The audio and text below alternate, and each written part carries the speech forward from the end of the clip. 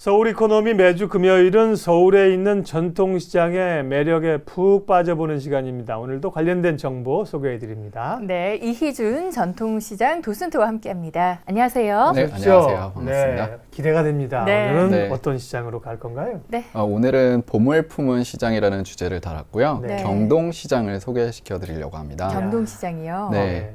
경동시장은 흔히 약재 시장으로 알려져 있죠. 네. 네, 많은 분들이 알고 계시는 시장이어서 저도 더 설레이고 두근거립니다. 네.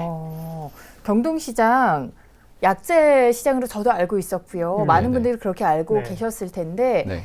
그렇게 소개를 해주신 게 아마 약재만 살 수 네네. 있는 곳이 아니기 때문에 그렇게 이야기를 해주신 것 같거든요. 네, 맞습니다. 저희가 앞서 오프닝에서 식재료에 대한 이야기를 전해드렸는데 여기에 식재료가 그렇게 뭐 많이 있나요? 약재뿐만 아니라? 네, 경동시장 같은 경우는 약재뿐만 아니고요. 전자악기라든지 악기라든지 전자기기를 제외하고는 오. 네. 뭐든지 다 구매할 수 있는 큰 시장입니다. 아, 그래서 소개를 해드리고 싶었고요. 네. 그리고 경동시장은 주로 새벽에 가는 시장으로 저희가 소개를 하는데요. 네. 네.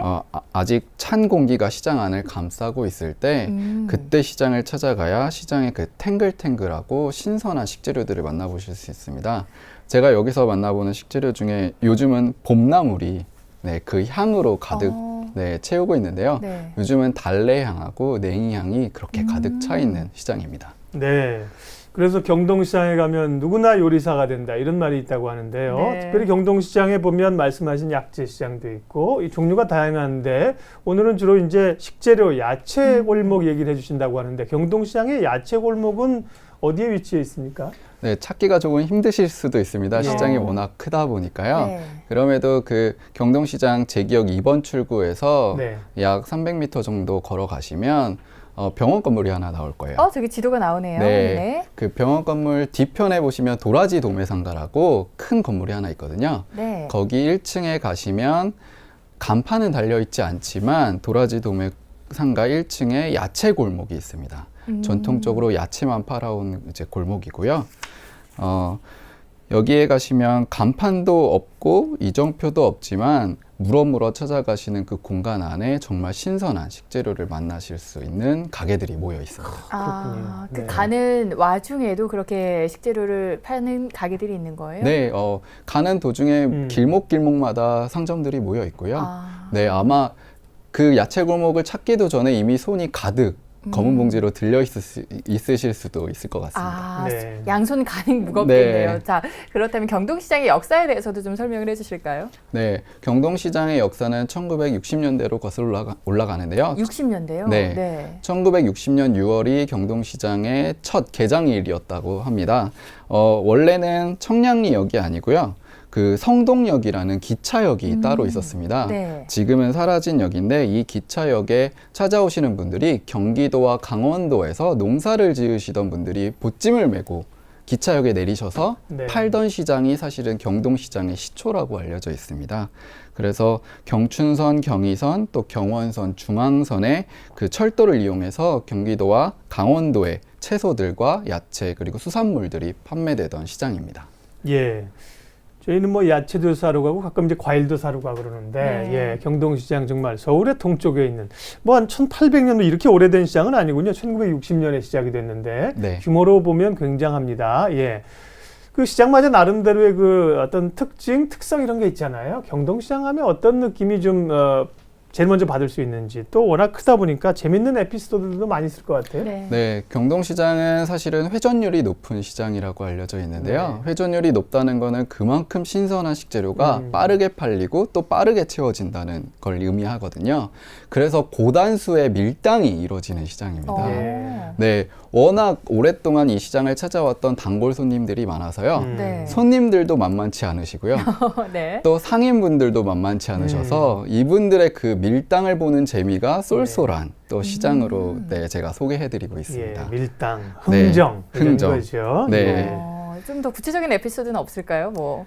네, 예를 들면은 시장의 할머니가 네. 옥수수를 들고 나오셨는데요. 네. 그 옥수수가 이제 강원도에서 직접 오. 철원에서 가지고 나오셨던 옥수수였던 거예요. 근데 네. 여기는 서울 한복판이잖아요. 그렇죠. 그래서 서울에 이제 살고 계시는 어르신들이 서울에는 옥수수가 나는 곳이 많지 않다라고 이야기를 해주시더라고요. 그래서 이제 강원도에서 옥수수를 새벽에 가져오신 어머니가 살짝 화가 나신 거예요. 네. 네, 그래서 강원도 아니면 먹을 수 없다 그래서 그 옥수수를 가지고 시장을 이제 떠나셨는데 네. 또 바로 옆에서 그 옥수수를 또 팔고 계시는 거예요. 근데 그 손님이 또 가서 네. 이번에는 그 옥수수가 정말 맛있던데라고 말씀을 하시더라고요. 네. 그러니까 그 할머니가 이동을 하지 않을 거를 이미 그 손님도 알고 계셨던 거예요. 그래서 네. 조금 더 저렴하게 사가지고 가시더라고요. 그래서 정말 밀당을 하시는군요. 네, 그래서 시장에서 저렴하게 또 구매하실 수 있는 시장입니다. 네. 그렇군요. 참 여러 가지 에피소드가 많이 있을 것 같은데, 그리고 또 야채 골목 안에 야채만 있지는 네. 않을 것 같아요. 일단은 장을 보면서 출출해진 배를 채우는 거, 네. 그 시장의 전통시장에서의 큰 묘미 아니겠습니까? 네. 배를 채워야 될 텐데, 시장 골목 맛집들도 있겠죠? 네, 놀랍게도 경동시장은 맛집이 많지는 않습니다. 그렇군요. 네, 워낙 전문화된 시장이어서요. 네. 야채 골목에는 야채만 팔고 있고 수산물 골목에는 수산물만 또 있거든요. 근데 야채 골목에 제가 유일하게 찾아가는 집이 한 군데 있는데요. 네. 여기가 이제 저의 단골집이기도 하고요. 네. 국수를 파는 집입니다. 네. 그래서 잔치국수를 먹으러 가는데 제가 감기에 걸리기 전날 찾아가는 집입니다. 왜요? 이 집에서 국수를 먹으면요 식은땀이 주르륵 흘러내리거든요. 네. 그래서 힐링이 되는 국수라 그래서 예. 제가 즐겨 찾고 있고요. 또 여기가 재밌는 게 국수를 시키면 김치를 주시고요. 네. 그 바로 옆에 팥죽을 또 파시거든요. 팥죽을 파시면 또 동치미 국물을 주십니다. 근데 팥죽에는 김치를 주시지 않고요. 국수에는 또 동치미 국물을 주시지 않아요. 네, 꼭 그래서 국수에는 김치를 주시고 팥죽에는 꼭 동치미를 네, 주시나요? 맞습니다. 아하. 그래서 두 개를 다 시키셔야 네. 그 두 가지 반찬을 다 드실 수 있는 재밌는 집입니다. 그렇군요. 그렇군요. 그러니까 안에 이제 국수 간단히 먹을 수 있는 것은 어떻게 보면 이제 상인들이 일하시면서 이렇게 좀 먹고 그렇게 해서 형성이 된 걸까요? 네, 맞습니다. 예. 원래는 상인분들이 즐겨 드시던 음식이고요. 네. 빠르게 드셨어야 되기 때문에 그러게요. 국수를 좋아하셨다고 합니다. 맞아요. 네.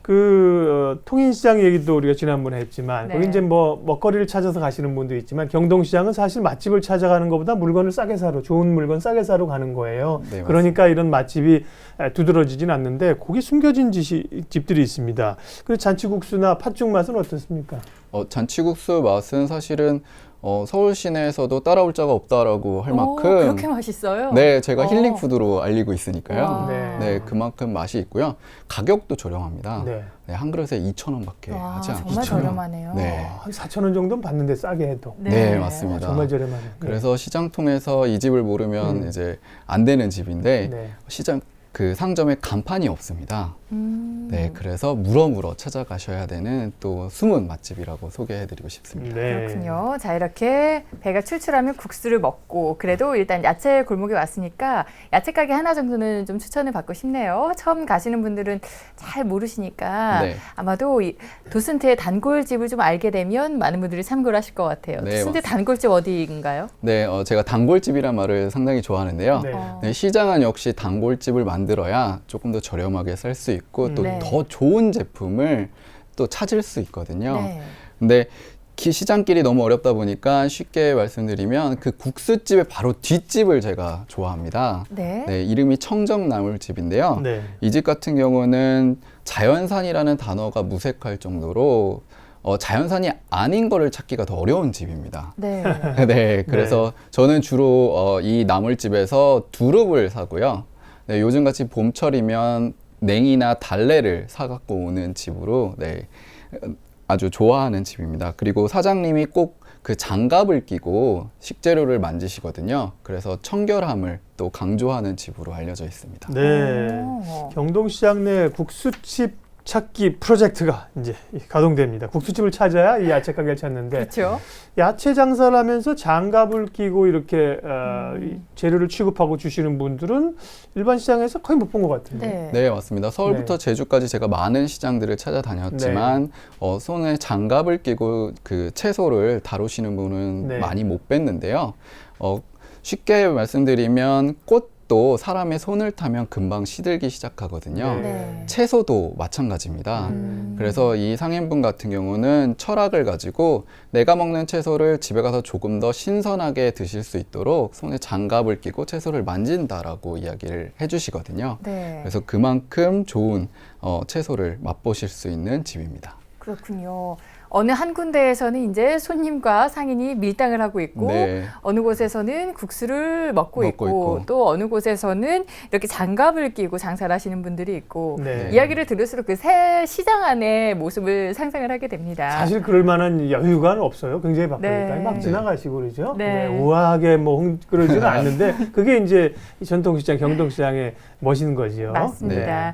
자, 경동시장 야채골목에서 이거는 꼭 구경해봐야 된다. 이런 상점이 있다면 소개 좀 해주세요. 네, 야채골목 안에서 꼭 구경해야 되는 집은 묵집인데요. 묵집이요. 네, 저는 묵의 색깔이 이렇게 다양한지 사실 몰랐습니다. 오. 네, 백년초를 갈아서 만든 묵은 자줏빛이 나고요. 네. 예. 또 호박을 갈아서 만든 묵은 또 호박 색깔, 노란색이 납니다. 네. 근데 이런 종류가 한 5가지, 6가지 정도 되거든요. 음. 그리고 정말 집에서 쓴 재래식 방식으로 만든 도토리 묵은 새벽에 가야지만 드실 수 있습니다. 네. 그만큼 인기가 좋고요. 그래서 이 묵집은 시장골목 초입에 있어서 아마 찾기 쉬우실 겁니다. 아, 묵이 아주 빛깔들이요. 네, 마치 그 색색의 떡집 같아요. 네. 느낌이 네. 굉장히 좋습니다. 예, 경동시장을 여러모로 뭐 가시지만 경동시장에 야채골목이 오늘 재조명이 됐고요. 네. 야채골목 말고 또 경동시장에서 들르시는 곳, 가볼 만한 곳 또 좀 소개해 주세요. 경동시장은 사실 아까 말씀드렸듯이 악기와 전자기기 빼고는 다 구할 수 있는 시장이라고 말씀드렸는데요. 네. 저는 야채골목 지하에 있는 수산시장도 자주 가고요. 그리고 그 상가의 3층에 있는 꽃시장을 주로 찾아갑니다. 꽃시장이요. 네. 네. 아, 야채 시장이라고 알고 있었는데 야채도 파는데 네. 꽃도 팝니까? 네. 꽃시장은 고속터미널 가야 되는데 그러니까요. 경동시장에 꽃시장이 있단 말입니까? 네. 네, 맞습니다. 경동시장에 꽃시장이 있다고 많은 사람들이 모르고 계시거든요. 네. 사실 30년, 40년 단골 손님들도, 단골 고객들도 경동시장에 꽃시장이 있었나요? 라고 다시 물어보시기도 합니다. 네. 그만큼 꽁꽁 숨겨져 있기도 한데요. 여기 같은 경우는 3, 40년 이용해 오신 단골들도 모르는 공간이니까 되게 귀한 공간이고 네. 1970년대부터 꽃시장이 사실 있었습니다. 네. 네, 그 처음에는 123곳의 상점들이 모여있던 정말 큰 꽃시장이었고요. 서울의 3대 꽃시장이라고 불릴 만큼 예. 네. 네, 정말 큰 규모를 담당했었다고 합니다. 네. 네, 주로 여기서는 화한 주를 이제 취급을 하시는데요. 소량의 소매 그 작은 꽃 단위도 판매를 하시니까 한번 찾아가 보시면 아주 좋은 공간입니다. 경동시장, 뭐 약재상, 양령시 이런 건 뭐 다 알고 있는 거니까 네. 남들이 아는 얘기는 안 한다. 우리 이희준 도슨트의 나중에 이 약재 같은 건 시간 되면 한번 따로 별도로 집중적으로 한번 보자고요. 오늘은 이제 야채시장, 경동시장에 또 꽃시장인 것까지 소개를 해주셨습니다. 자, 경동시장 또 오늘 방송 보시고 주말에 가시고 싶은 가려는 분들 많을 텐데요. 경동시장 100배 즐기기, 잘 즐길 수 있는 방법 마지막으로 알려주세요. 네, 경동시장은 새벽에 가셔야 되는 시장입니다. 네, 새벽이 그만큼 신선하고요.